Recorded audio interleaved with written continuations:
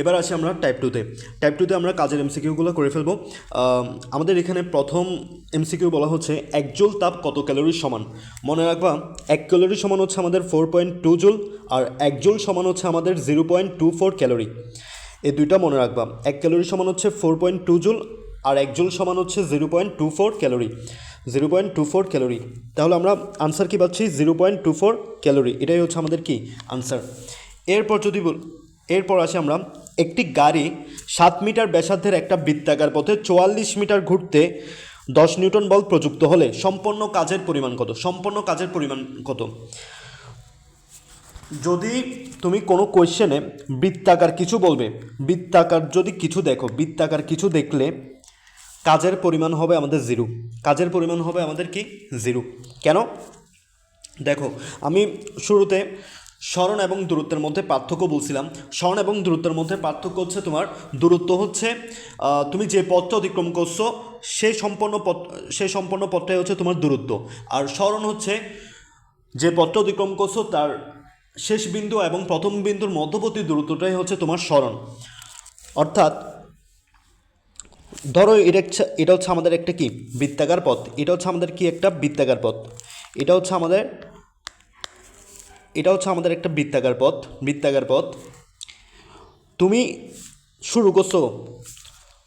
পথ শুরু করছো এখান থেকে, কিন্তু তোমার পথ শেষ হয়েছে ওই বিন্দুতে গিয়ে। তাহলে তোমার কি মধ্যবর্তী দূরত্ব কিছু আছে? মধ্যবর্তী দূরত্ব কিছু নাই, অর্থাৎ জিরো। জিরো হওয়ার কারণে আমরা জানি ডাব্লিউ সমান কি? ডাব্লিউ সমান হচ্ছে আমাদের mgh। এর মানটা আমাদের কি হয়ে যায়? জিরো হয়ে যায়, যার কারণে আমাদের কাজের পরিমাণ কি? কাজের পরিমাণ হচ্ছে আমাদের জিরো। আনসার হচ্ছে আমাদের কি? ক। এবং তোমাকে কোয়েশ্চেনটা ঘুরিয়ে দিতে পারে। যেমন তোমাকে বলতে পারে একটা সুতায় একটা বল বাধা আছে, বলটাকে ঘোরানো হয়েছে, ঘোরানোর ফলে তার কাজ কত হয়েছে? তাও জিরো। বৃত্তাকার কিছু দেখলেই জিরো বসে দিবা, শেষ। এরপর আসি আমরা, একটা বস্তুকে 10 নিউটন বল দিয়ে ভূমির সাথে 60 ডিগ্রি কোণে টেনে ভূমি বরাবর 5 মিটার সরানো হলে কৃতকাজ কত হবে? কৃতকাজ কত জুল হবে? আচ্ছা, আমাদের এখানে দেখো তো, শুরুতে বলছিলাম যদি কোণ দেওয়া থাকে আমরা ডাব্লিউ সমান এফ এস কস থিটা এই সূত্রটা ইউজ করব। আর যদি কোণ দেওয়া না থাকে তাহলে আমরা ডাব্লিউ সমান এফ এস সূত্রটা ইউজ করব। আমাদের এখানে কোয়েশ্চেনে যেহেতু কোণ দেওয়া আছে তাহলে আমরা ডাব্লিউ সমান এফ এস কস থিটা সূত্রটা ইউজ করব। আমাদের এখানে বল দেওয়া আছে, এফ দেওয়া আছে 10 নিউটন, মধ্যবর্তী কোণ দেওয়া আছে আমাদের কত? 60 ডিগ্রি, এবং কত মিটার স্মরণ করছে? 5 মিটার স্মরণ করছে। তাহলে আমরা সুন্দর করে কি বসিয়ে দিব? মানগুলো বসাই আমরা আনসার পাবো কত? 25 জুল।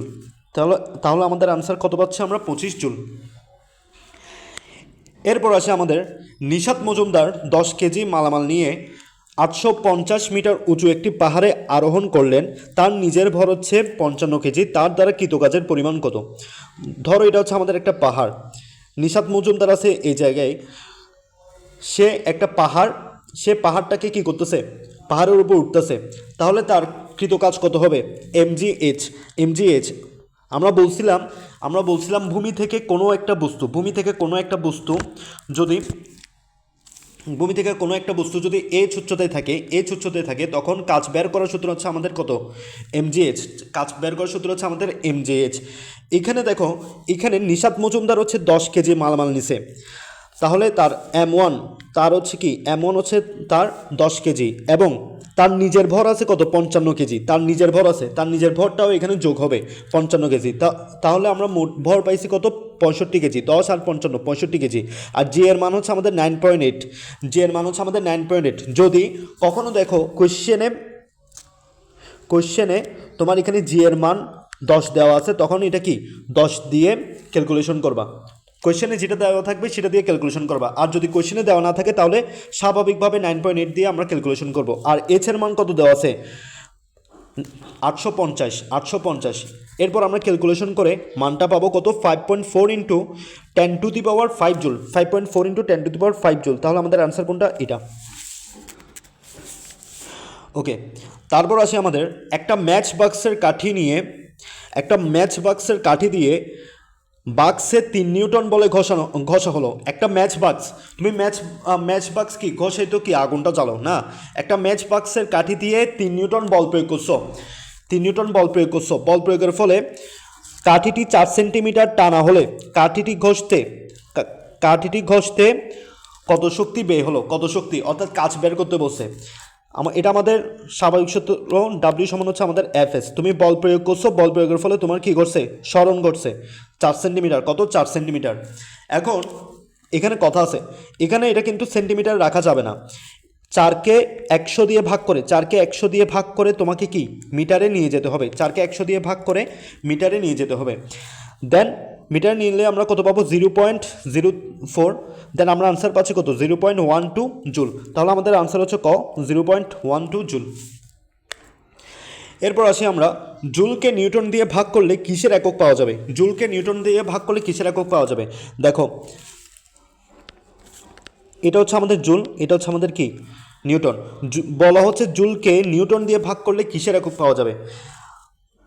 আমরা জুল সমান কি পড়ছি, জুল হচ্ছে কাজের একক, কাজ বা শক্তির একক, ঠিক, কাজ বা শক্তির একক কি জুল, আর বলের একক হচ্ছে আমাদের কি নিউটন। আমরা জুল সমান কি বলছি, নিউটন মিটার, জুলকে নিউটন মিটারও লেখা যায়। আর নিচে আছে আমাদের কি নিউটন, নিউটন কাটাকাটি আমাদের থাকে কি মিটার।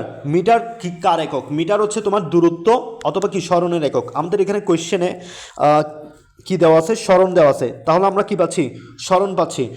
দূরত্ব দেওয়া থাকলে আমরা দূরত্ব লিখতাম, তাহলে জুলকে নিউটন দিয়ে ভাগ করলে আমরা সরণের একক পাই। ওকে, এরপর কোনো বস্তুর ত্বরণ না থাকলে কি হবে, এটা একটা বহুপদী আকারের কোয়েশ্চেন, এটা বোর্ডে আসছিল, এটা হচ্ছে একটা কি বহুপদী আকারের কোয়েশ্চেন। আমাদের বলা হচ্ছে কোনো বস্তুর ত্বরণ না থাকলে কি হবে, কোনো বস্তুর যদি ত্বরণ না থাকলে আমাদের ডাব্লিউ সমান 0 হবে। দেখো আমরা এখানে ত্বরণ 0 বসাইছি, ত্বরণ 0 বসাই আমরা পাচ্ছি ডাব্লিউ সমান হচ্ছে আমরা কি এফএসকে আবার লেখা যায় কি এমএএস। এখানে আমাদের ত্বরণ কি হয়ে যাচ্ছে, 0 হয়ে যাচ্ছে, যার কারণে সম্পূর্ণ কাজটা আমাদের কি 0 হয়ে যাচ্ছে। এরপর আবার দেখি আমরা এফ সমান কি জানি, এফ সমান হচ্ছে এমএ। এখানেও কি ত্বরণটা আছে, ত্বরণ 0 হয়ে যাওয়ার কারণে আমাদের বলটাও কি হয়ে যাচ্ছে, 0 হয়ে যাচ্ছে। এরপর আমরা জানি গতির সূত্র, আমরা গতি চ্যাপ্টারে বলছি ত্বরণ ইজ ইকুয়াল টু কি V minus you by T, অর্থাৎ শেষ বেগ মাইনাস আদি বেগ, অর্থাৎ ব্যাগের পরিবর্তন ডিভাইডেড বাই সময়, অর্থাৎ শেষ বেগ মাইনাস আদি বেগ ডিভাইডেড বাই কি সময়। যেহেতু এখানে ত্বরণ 0 হয়ে যাচ্ছে, আমরা আর গুণ করে পাইছি কি ইউ সমান ভি। তাহলে আমাদের এখানে তিনোটাই হচ্ছে কি সঠিক, তিনোটাই কি সঠিক। এরপর হচ্ছে নিচের কোন সম্পর্কটি সঠিক, নিচের কোন সম্পর্কটি সঠিক।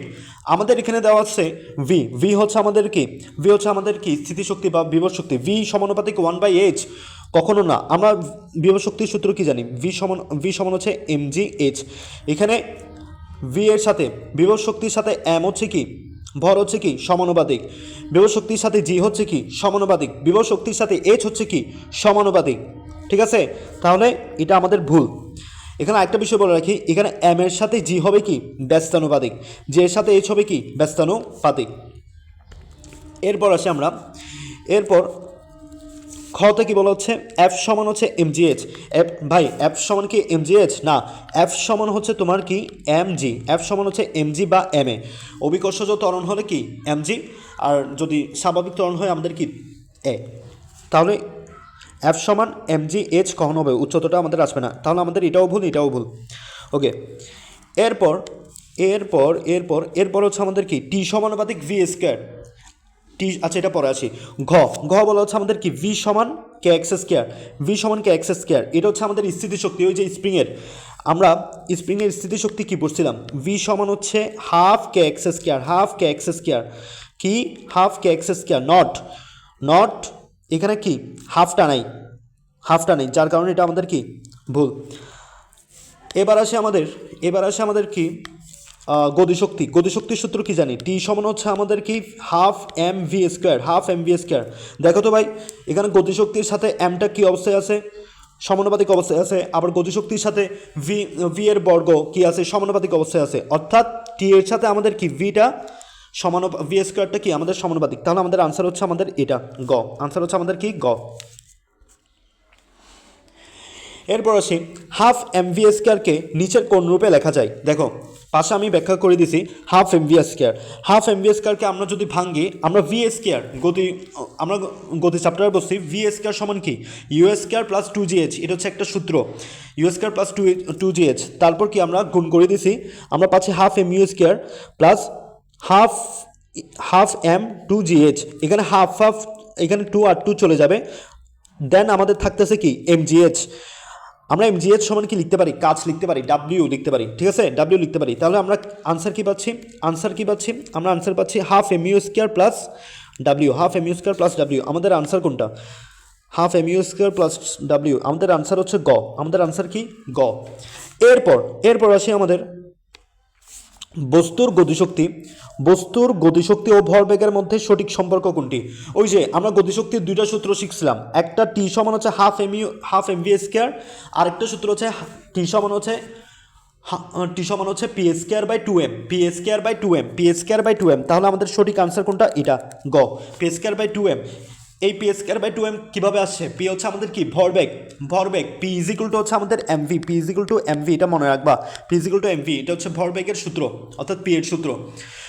এখন আমরা ইকে সমান কি জানি, হাফ এমভি স্কয়ারকে যদি আমি উপরে এবং নিচে এম দিয়ে অর্থাৎ ভর দিয়ে গুণ করি, তখন আমরা উপরে কি পাবো, এম স্কয়ার ভি স্কয়ার অর্থাৎ এমভি হোল স্কয়ার মানে হচ্ছে পি স্কয়ার, আর নিচে থাকে আমাদের কি 2m, অর্থাৎ আমরা সেখান থেকে পাচ্ছি কি ইকে সমান হচ্ছে আমাদের কি পি স্কয়ার বাই 2m। ওকে, এরপর আসে আমাদের বলা হচ্ছে 60 কেজি ভরের একজন দৌড়বিদের ব্যাগ দেওয়া আছে আমাদের কত, 7 ms ইনভার্স 1। গতিশক্তি কত হবে, আমরা গতিশক্তি সমান কি জানি হাফ এমভি স্কয়ার। আমাদের ভর কত দেওয়া আছে, 60 কেজি, ভর দেওয়া আছে আমাদের 60 কেজি, আর ভি এর মান দেওয়া আছে আমাদের 7 ms ইনভার্স 1 অর্থাৎ 7 স্কয়ার। দেন আমরা আনসার পাচ্ছি হচ্ছে 1470 জুল। আনসার হচ্ছে আমাদের কি ঘ। এরপর আসে আমাদের 5 ms ইনভার্স 1 ব্যাগে গতিশীল 10 কেজি একটি বস্তুর উপর গতির দিকে আরও 20 জুল শক্তি প্রদান করা হলো, বস্তুটির ব্যাগ কত হবে। এই এমসিকিউটার কিন্তু দুইটা পার্ট আছে। প্রথমে বলা হচ্ছে 5 ms ইনভার্স 1 ব্যাগে গতিশীল 10 কেজি একটি বস্তুর উপর গতির দিকে আরও 20 জুল শক্তি প্রদান করলে তখন বস্তুটার কি ব্যাগ কত হবে, প্রথমে আমরা প্রথম পার্টটা দেখব। প্রথম পার্টটা হচ্ছে 5 ms ইনভার্স 1 ব্যাগে গতিশীল 10 কেজি একটা বস্তু। আমরা সেখান থেকে কি বের করব, গতিশক্তি। প্রথম পার্টে আমরা কি গতিশক্তিটা বের করব, T1 is equal to half MV square. আমাদের এখানে ব্যাগ দেওয়া আছে কত, 5 ms ইনভার্স 1। দেন আমাদের কি দেওয়া আছে, ভর দেওয়া আছে হচ্ছে 10 কেজি। তাহলে আমরা আনসার পাচ্ছি কত, 125 জুল। দেন আমরা পরের পার্টে যাব। পরের পার্ট হচ্ছে আমরা শুরুর কি পাইছি, গতিশক্তিটা পাইছি। এরপর বলতেছে আমরা যদি আরও 20 জুল শক্তি অ্যাড করি অর্থাৎ যুক্ত করি, তখন আমাদের বস্তুটার ব্যাগ কত। আমরা যদি আরও 20 জুল গতিশক্তি অ্যাড করি, তখন আমাদের মোট গতিশক্তি হবে 125 প্লাস 20 অর্থাৎ 145 জুল।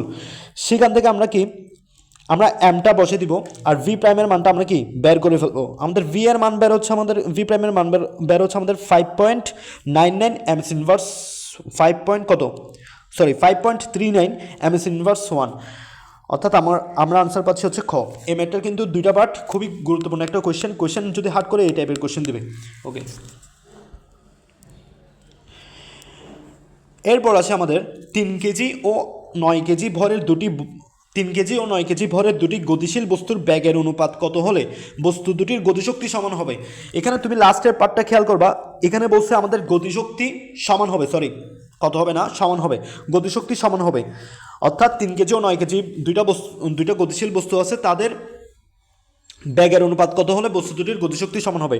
লাস্টে কি বলছে, গতিশক্তি সমান হবে। তাহলে আমরা গতিশক্তি দুটোটা কি সমান করছি, সমান করে আমরা পাচ্ছি কি T1 সমান T2 লিখছি। আমরা পাচ্ছি হাফ m1 v1 স্কয়ার সমান কত, হাফ m2 v2 স্কয়ার। আমরা হাফ কাটাকাটি চলে যাবে। দেন হচ্ছে আমাদের m1 এর মান দেওয়া আছে আমাদের কত, 3 কেজি বসাইলাম। m2 তারপর হচ্ছে v1 স্কয়ার তো আছে, সমান হচ্ছে 9 কেজি। m2 এর মান হচ্ছে আমাদের 9 কেজি বসাইলাম, v2 স্কয়ার আছে, তারপর আর গুণ করে আমরা v1 বাই v2 পাইছি কত, √3, অর্থাৎ v1 প্লাস v2 সমান হচ্ছে √3 প্লাস √3:1, √3 এর নিচে কিন্তু একটা কি আছে, আমাদের 1 আছে, এটা খেয়াল রাখতে হবে, √3:1। আমাদের আনসার কোনটা? খ। এরপর আসি, একটা বস্তুর ব্যাগ কত হলে তাদের ভরবেগ ও গতিশক্তির মান সমান হবে? একটা বস্তুর ব্যাগ কত হলে তাদের ভরবেগ ও গতিশক্তির সমান হবে? দেখো এইসব ম্যাথের ক্ষেত্রে লাস্টের পার্টটা খেয়াল করবা, এখানে সমান হবে, ভরবেগ এবং গতিশক্তি সমান হবে। তাহলে আমরা গতিশক্তিকে প্রকাশ করা হয় ইকে দ্বারা, ভরবেগকে প্রকাশ করা হয় আমাদের পি দ্বারা। তাহলে আমরা গতিশক্তি আর ভরবেগ কি লিখছি? সমান লিখছি। গতিশক্তি সমান আমরা কি জানি? Half MV square. ভরবেগ সমান আমরা কি জানি? এমভি। কাটাকাটি করে আমরা ভি এর মানটা পাইছি 2 ms ইনভার্স 1। তাহলে আমাদের আনসার কোনটা? খ।